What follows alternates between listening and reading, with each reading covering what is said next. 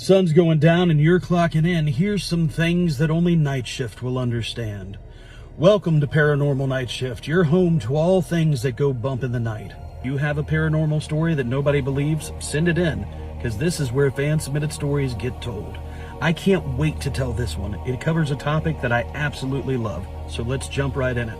Cryptozoology, Bigfoot, the Loch Ness Monster, the Jersey Devil, the Dover Demon. What are they? And why have so many people for years reported to be able to see them? One or two sightings in one or two locations you could easily write off. But stories come in all across the nation about this guy right here. From Florida to California, from Skunk Apes to Yetis, everybody has a Bigfoot story. Are they an ancient race that evolution forgot? Are they a hybrid race that evolution's evolved on? Or can we go as far and say that they're not from this planet at all? JD writes in, I'm an avid hunter. I have been my entire life. I grew up playing in the woods of North Carolina, Appalachian Mountains to be exact. Most people take vacations to relax. Not me. I'm taking vacations to hike through the Appalachian Trail. I've been saving up for 3 months and I couldn't wait to do this trip. You should never hike alone and I didn't plan on it, but my girlfriend rolled her ankle the week before we were supposed to leave and she was adamant that I should do this because we had talked about it forever. So, even though rather reluctantly, it was just me and my dog Max. We took off early for the trail that morning and had a wonderful day of hiking. Beautiful weather. You couldn't ask for anything more. It was bear season, so I took the proper precautions. I hung my food up in the tree, and it was time for a little R&R. It must have been a little after midnight. Max is waking me up, and he's not waking me up growling like there's something out of the tent. He's waking me up whimpering like he's frightened.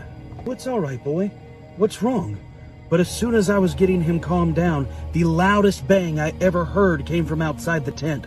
It shook the ground. It sounded like a whole tree had just been uprooted and thrown. It went on for what seemed like hours. I was so afraid, but do I get out of the tent to go see what's going on, or do I stay in the safety of the cloth canvas tent? All night long, the pounding and the knocking continued until finally it was sunrise. It was quiet for the first time in hours.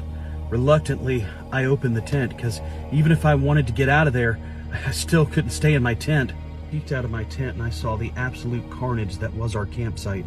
12, maybe 13 trees completely uprooted and stacked on top of each other. They were perfectly stacked as if some sort of logging company came in throughout the night and cut them down, but they weren't cut down, they were just lifted out, roots and all. Max caught something scent. I started to smell it too. It was like 1,000 skunks all sprayed at the same time. And then I saw it. He was huge. If he was 9 feet tall, he was 12 feet tall. He was as wide as anything I'd ever seen. He stood on 2 legs and had long arms and ape-like features, but a face.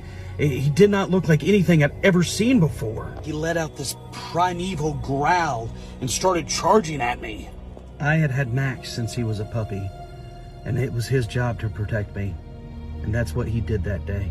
I'd never seen him like that, but whatever generational canine that was still in him was still there. And Max fought for not only his life, but for mine. Max bit and clawed at the beast, but the beast was so huge, Max, he never stood a chance. But he fought long enough for me to get back into the tent and get my firearm. I unloaded on the beast, but it didn't do anything. It just threw Max to me like he was scraps and walked off. With my tent and everything, I carried Max on my shoulders and walked all the way back to the car, always looking behind me in case the beast came back. I have no idea why it chose to attack us. I hear several stories about Bigfoot being a very friendly creature, but whatever we did made it very mad. I knew nobody would believe this story, but I had Max's body in the back of my truck, and I had to bury him and show my respects. My girlfriend and I held a ceremony for him in our backyard, buried him. He was a hero dog. He saved my life. I still go hiking quite often, but ever since then, I learned my lesson. Don't spend the night somewhere you don't know, and never hike alone. JD, I absolutely love that story. We're sending you a Paranormal Nightshift sticker and a Bigfoot sticker. Do you believe in Bigfoot? Tell me in the comments. Is he a friendly creature? Is he a violent creature? Or is he like the rest of us and just wants to be left alone?